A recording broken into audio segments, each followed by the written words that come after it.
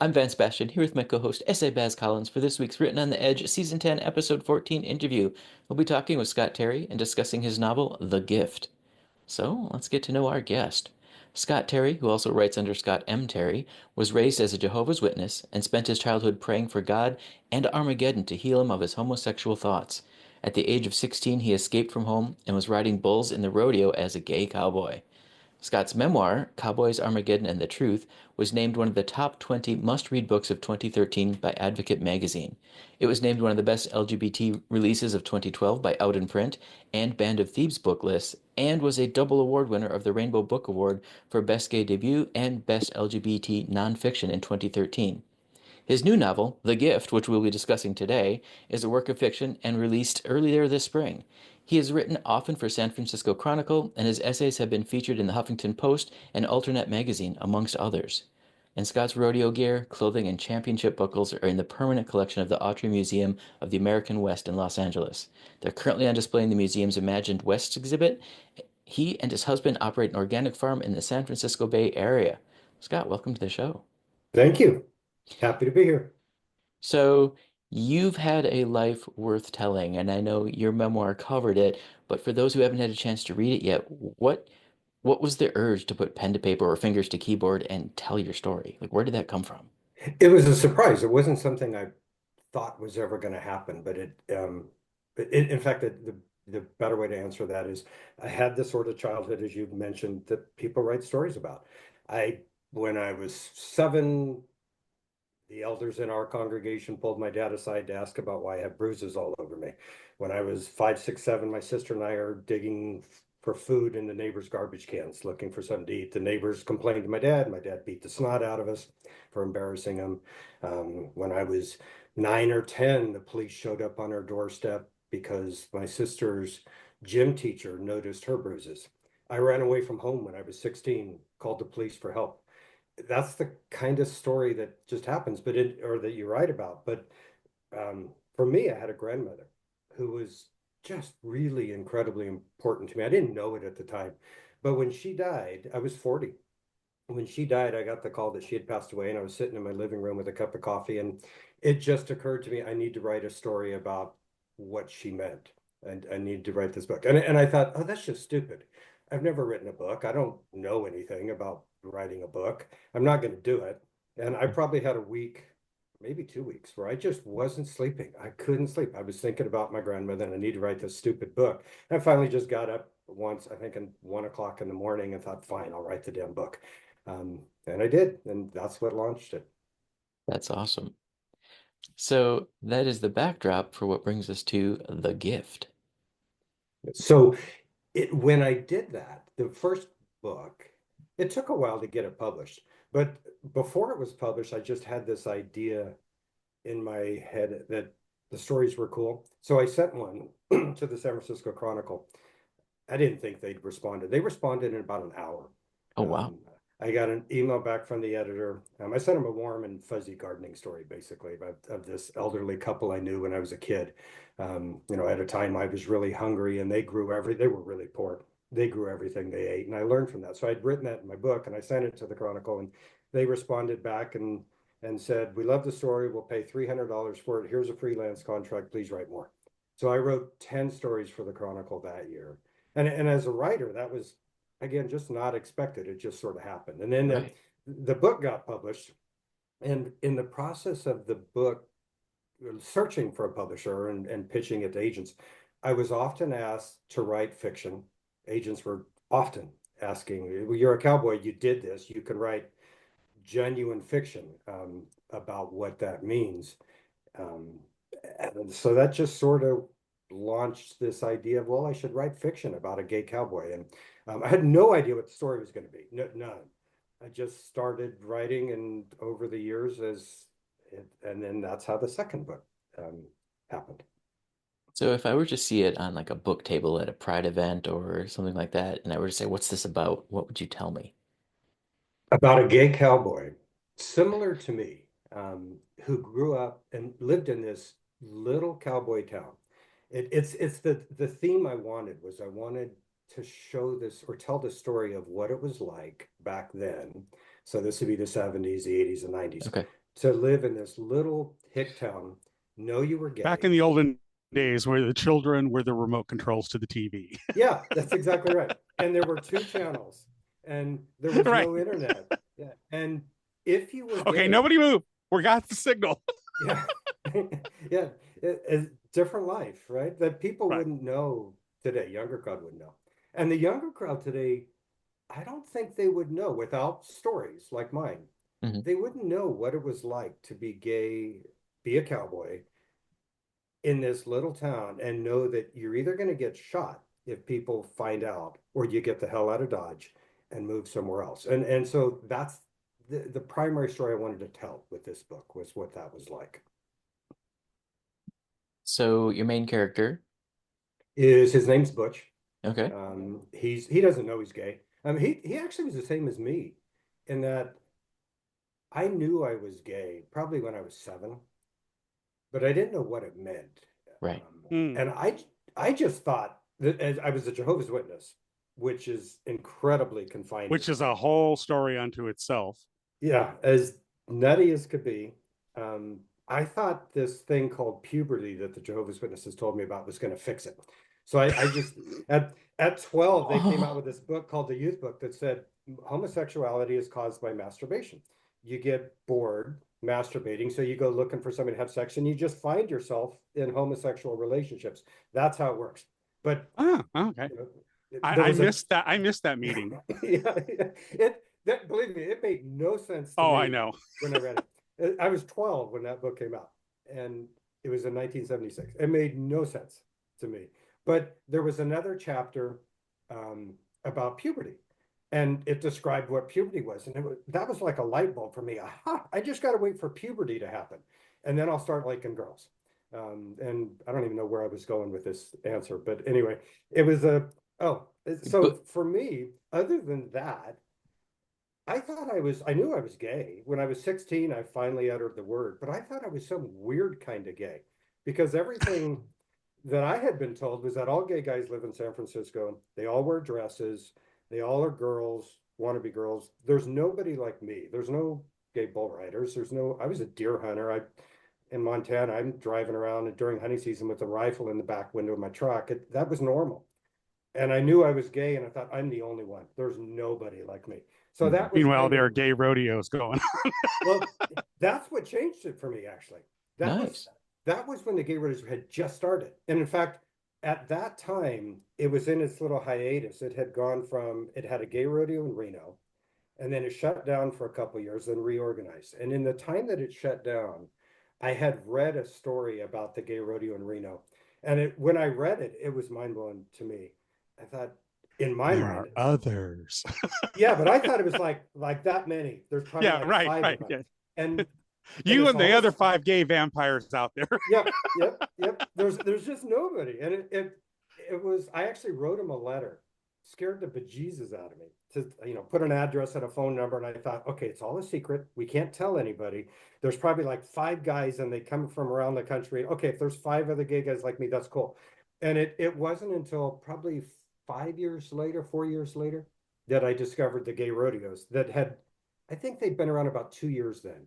And that just knocked my socks off. It's to walk into that. I still remember it. And it's like I'm not the only one. There are other people just So, like me. so in your book, does the character go through something similar, or is he already accepted what's going on with him? He's accepted, like me, he's accepted who he is. He has no problems of this is just who I am. He doesn't feel guilty over it. He doesn't feel like it's something he can change. He's very cowboy in that way, very matter of fact. This is life. This is who I am. No big deal. I'm not going to feel bad about it. But he absolutely has this worldview that's about this big.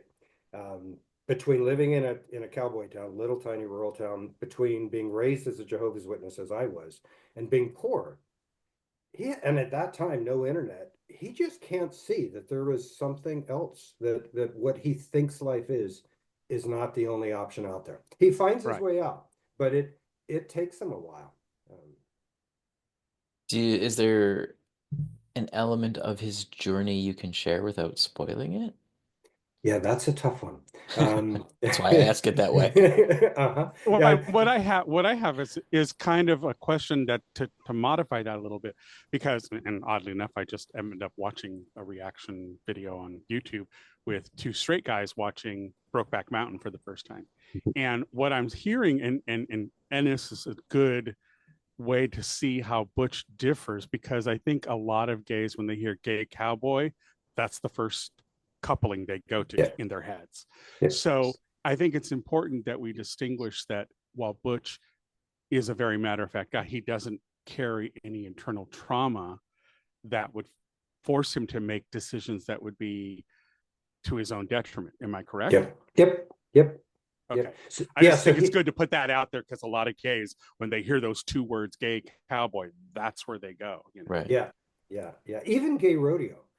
The Gay Rodeo Association is the coolest thing in the world, and it's really accepting. But lots of the people that are rodeoing there have no background in being a cowboy. It just appeals to them. They join, they learn, they have fun, but that's not their background.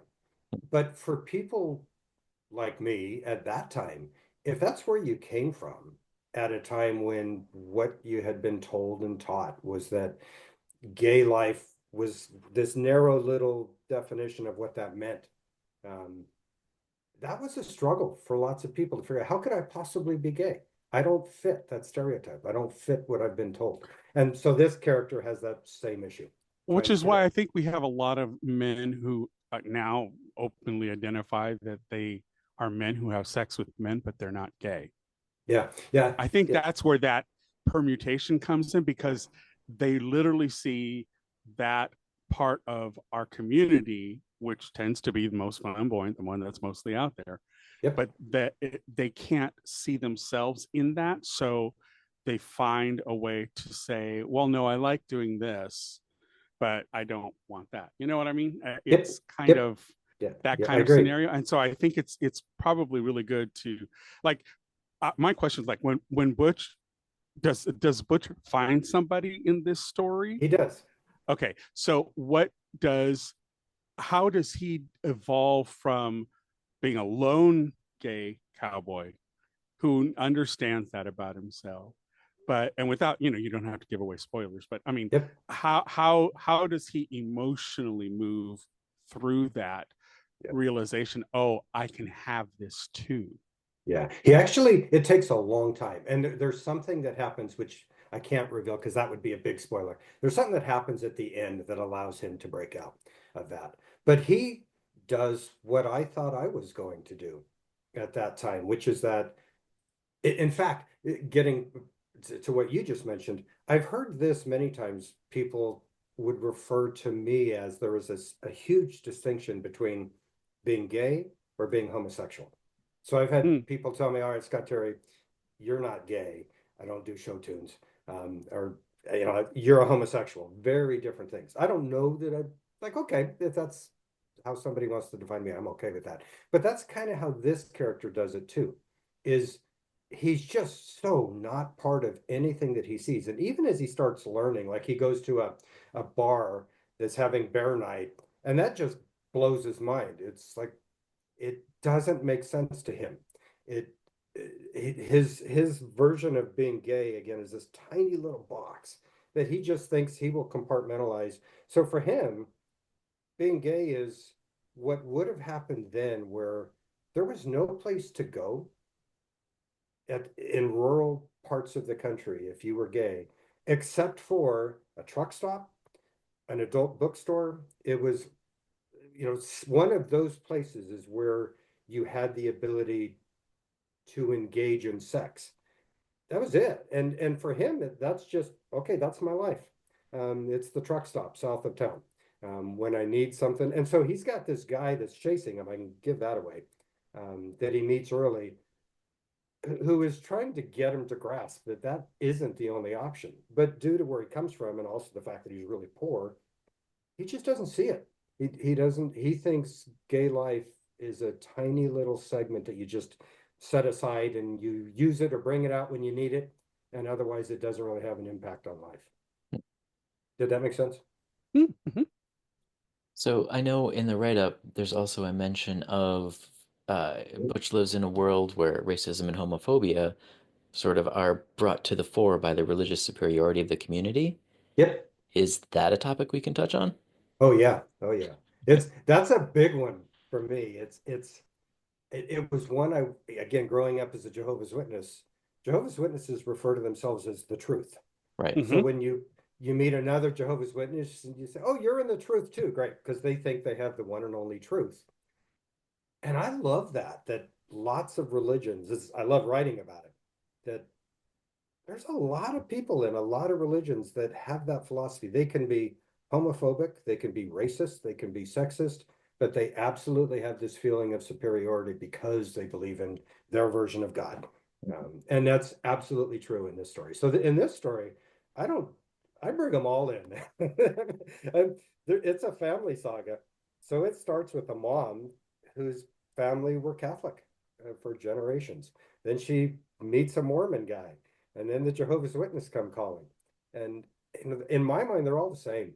It's this ability to feel superior and still be racist and sexist and homophobic at the same time. Mhm. I mean, that's I have often seen religion as permission to let out the worst parts of oneself.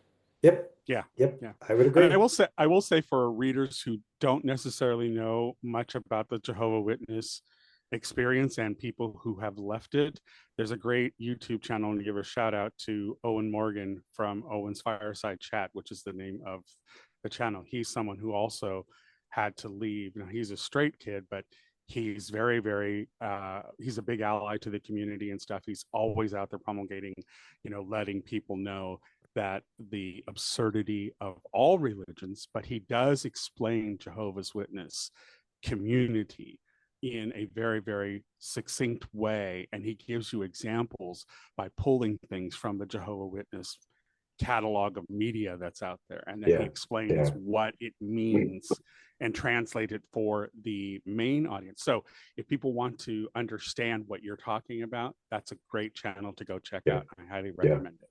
Yeah. In this book, the fiction book, the gift, the new one, it was released 2 months ago. I actually have a list of references on the back Oh, of good. of actual Jehovah's Witness literature, um, and craziness that you would read that today and think Mm-hmm. that's as nutty as could be. Mm-hmm. Even though they still believe the same thing. Right. But I like bringing that out and here's the facts. Yeah, And and if it's wacky, boy. It's wacky. it is, especially if you're gay. Hmm. If it's this screw with your mind how can this be? Right. Right. So yeah, it Right. makes it fun to write about. Oh yeah. Yeah. Well, yeah, absolutely.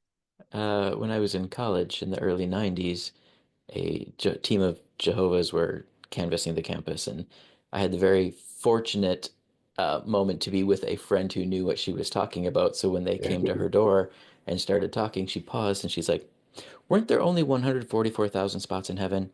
How do you think there's any room for you?" Yeah. It was great. Yeah.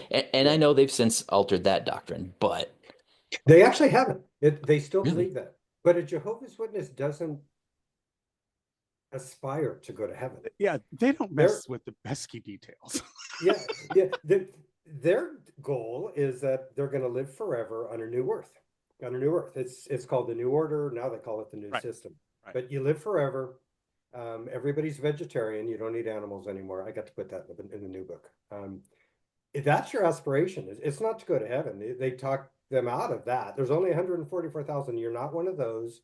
You're going to live on the earth forever. Um, when you think that, and when you think that Armageddon could be just days away, any day now, Armageddon's going to come. We're in the last days. Yeah, that's literally the premise of everything they do.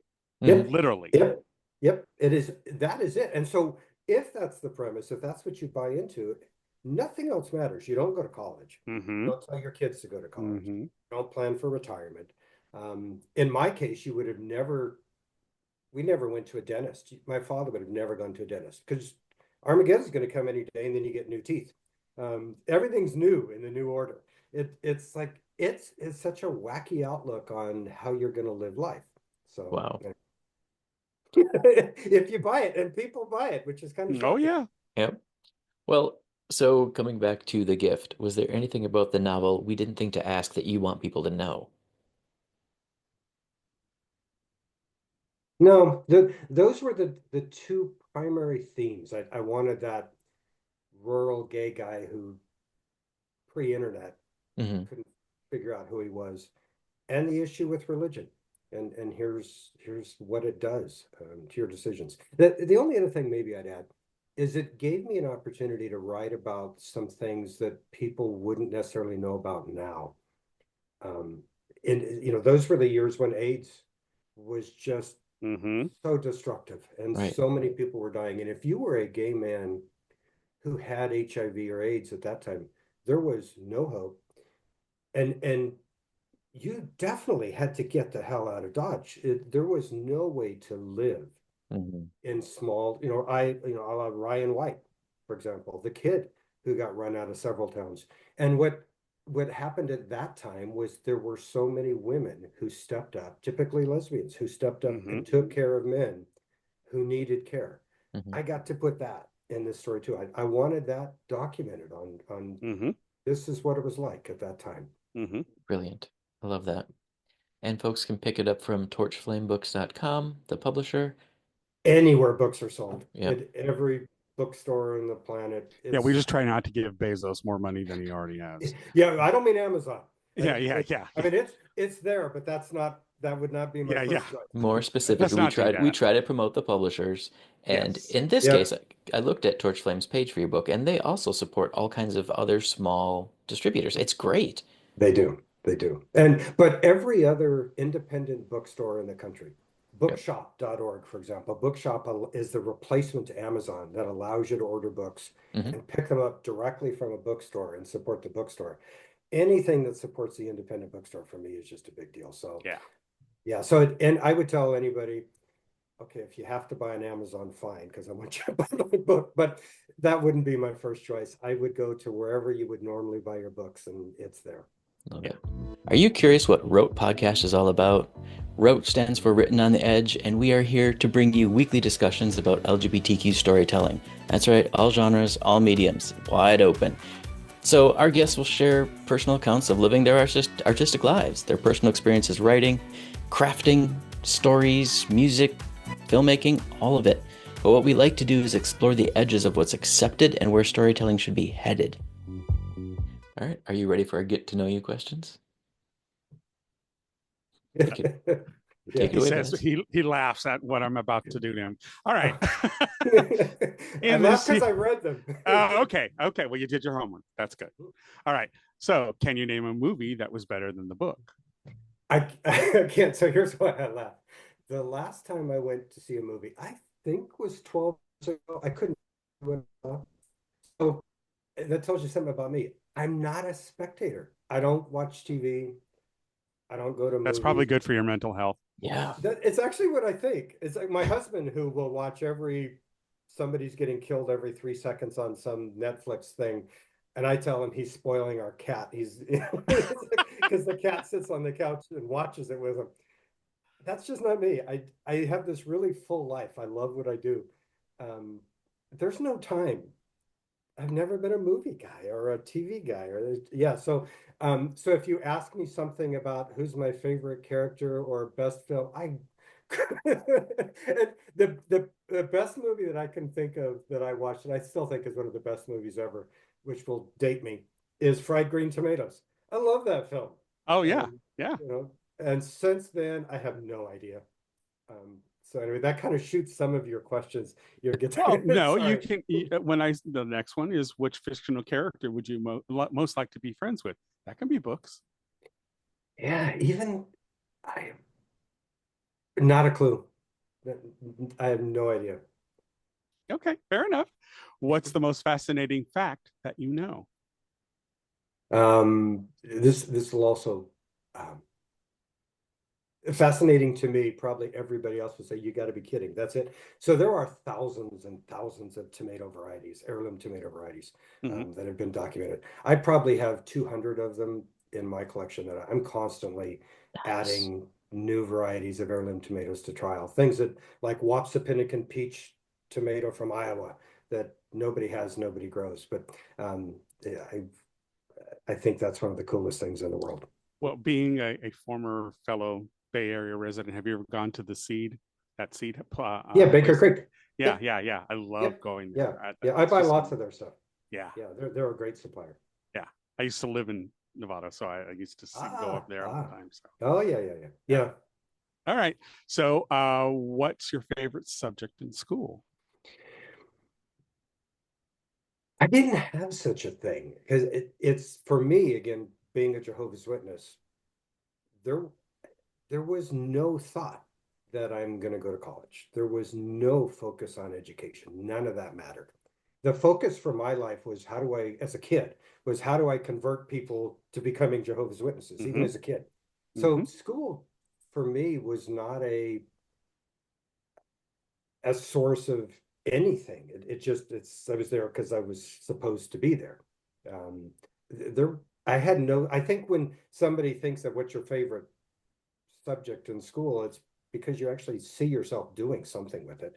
Um, so I don't, Well, I I, don't know that that's necessarily the case. I mean, my favorite subject was history, but I liked when I heard stories and things that were told about other times. So for me, it was always fascinating to learn and understand it for what it was, but it didn't yeah, think I was going to do anything with yeah, it. yeah, But yeah. I something don't like think, that of that nature. yeah, I didn't have any thoughts of this is my favorite class. They were all, I, I, I did well in school accidentally.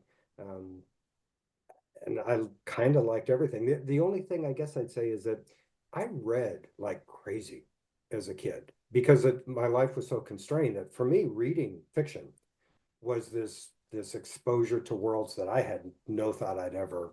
Um, so anything that involved reading, sign me up. And Okay. I was interested as a kid. But you also have to remember, I'm 61. The thought back to what was my favorite topic as a kid that does fade over time. I'm not sure. So for the children out there, you were in history. You didn't need to know it. Yeah, yeah, that's exactly right. That's exactly right. Yeah, Hey, yeah. It's shocking how that just happens. It's like, how right, the right. hell? Exactly, exactly. Okay. Well, before you make a telephone call, do you rehearse what you're going to say? No, no, I'm a wing it. Even this, it's like I don't have notes. Yeah, no. Okay. All right. Fair enough. Okay. What current event or causes are you most passionate about? Well, there's all the craziness with the political nuttiness, of course, that probably consumes everybody. But the one that surprises me is the trans community that I feel really strongly about their battle to exist. That I wouldn't have thought of that 10 years And how ago, they've 20 been years made ago. the scapegoat for everything. Yeah, yeah. Mhm. It's like it's just a desire to exist. How is it that people can take so much? It makes no sense. So that to me is in fact, I got to put a little bit of that in the book, The Gift. I wanted that in there in a way that's somewhat offensive to somebody who is trans, but I wanted to portray it that way. That's how the conversation would have taken place between a couple of cowboys in the 1970s. Not outrageously offensive, but a little bit. And I wanted that in the book as well, just because Yeah, I it's felt important to strongly. document. Hmm. Yeah. Absolutely. Even in fiction, it's important to document the Yep. experiences of that time. All right. If you could visit anywhere in the world, where would that be?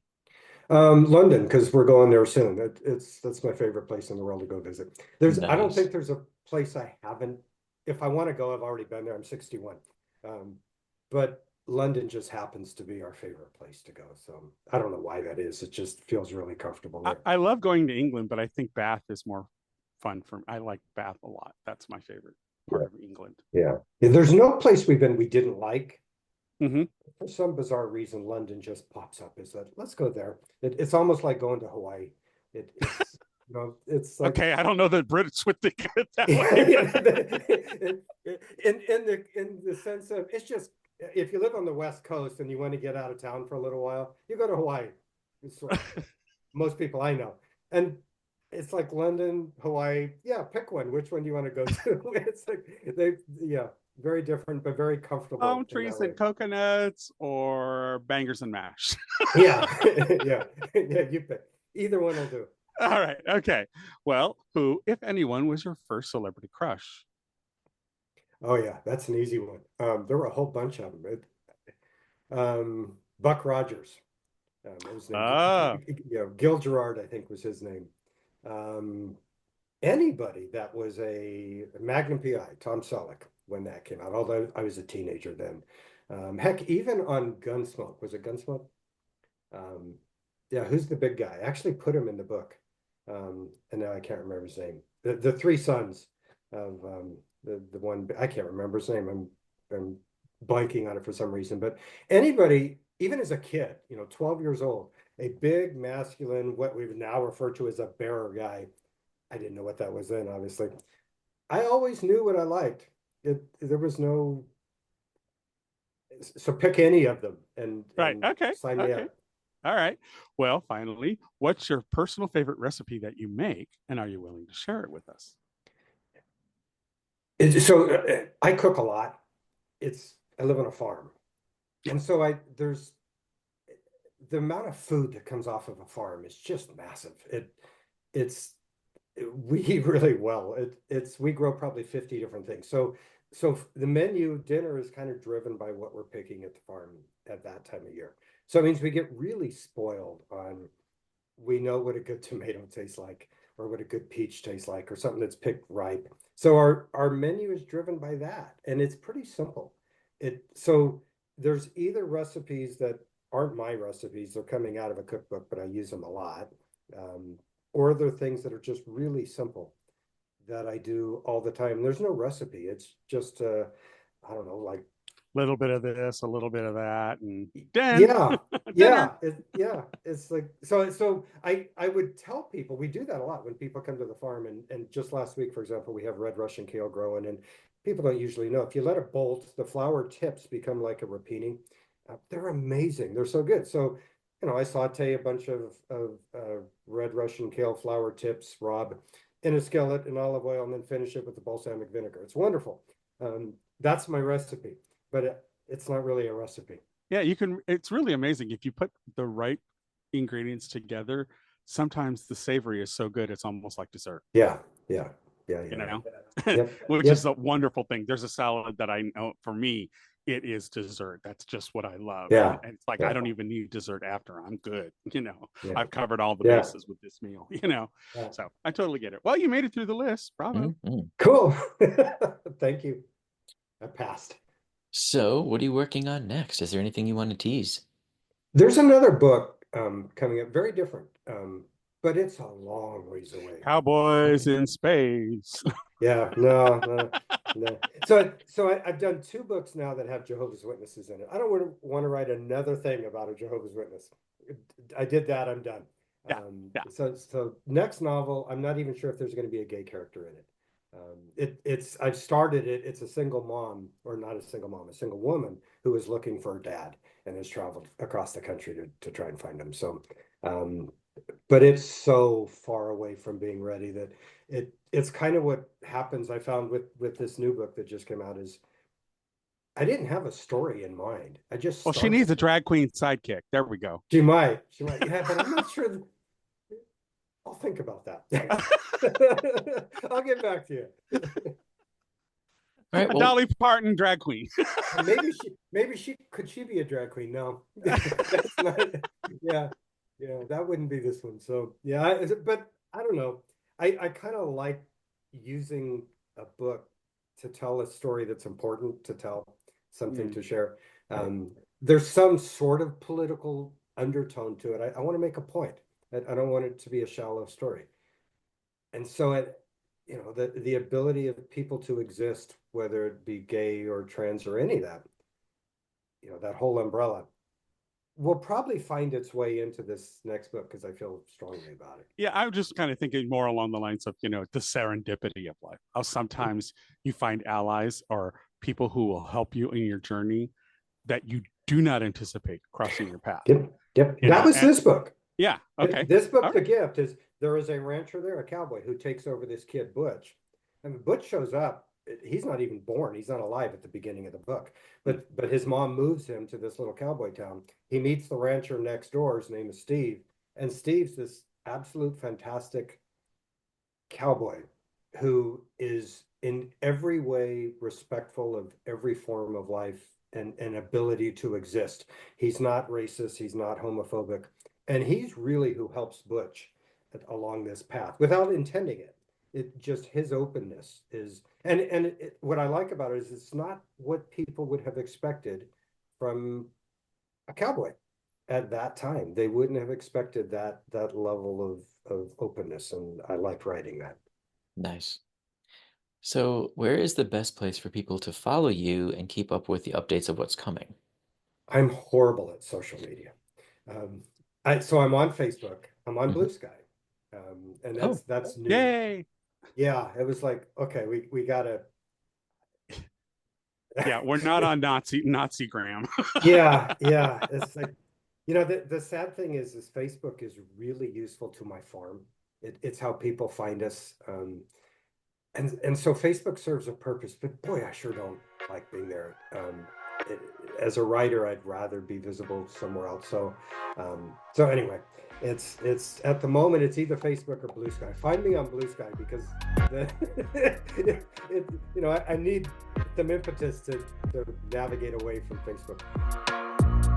There we go. Is that what you? That's me. Followed. There you go. Cool. That was fast. Thank you. I appreciate it. Yeah, the fact that you know how to do that shows that you're not 61 and inept at I'm not as far from 61 as you might think. Uh-huh. I'm a few years down from you, and I know how to do that shit. Yeah. Yeah. But kudos to the women in our life. My mother has loved technologies from day one. Was very fortunate that when the first Apple anything ever came out, she ran out and got it for the house because she knew computers were going to be a thing. So I had that going for me. All right. So yes, people can find you at Torchflame Books. They have an author page for you. Also, Facebook with Scott M. Terry Author. And as I just discovered on Blue Sky, you are also Scott Terry -author. Yeah. All right. Do you have any final words of wisdom? Well, if some of your audience are people who would like to be writers, if you have that in you, just do it. Yeah, just put your Nikes on and just do it. Yeah, I think if you are a writer, it's the same as if you're an artist or if you're a musician. You have to do it. Just do it. If you're holding back and thinking I'm not so sure. What? Wait, did I say something that is a I don't know, commercial phrase from Nike? Yeah, just do it. It's their slogan. I did not know that. Okay. That's why I said put your Nikes on and just do it. Yeah. Did not know. I just learned something. And you're wearing this shirt. Look at that. Talk about serendipity. All right, I was going to say, yeah. Cool. Awesome. But yes, you're right. Folks, your story does you no good if you keep it in a drawer. Share it with the world. Yep. All right. Well, we'd like to extend a huge Rote Podcast thank you to Scott Terry for joining us. Scott, thank you so much. You're welcome. Thank you for having me. It's been our pleasure. We at Written on the Edge are proud to introduce you to new media by queer content creators. So if you enjoy learning about new artists or hearing our thoughts on entertainment media, please like and subscribe so you get the alerts for new episodes. The show was produced by Rogue Ravens Media. For our disclaimers, links to social media, our listen stations, or to sign up as a guest, visit www.rotepodcast.com. Tune in next week for your queer media fix. Bye-bye now.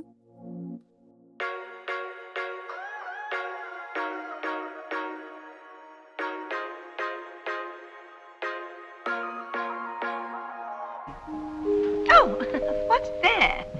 Closing time. The bums rush in melody, dear.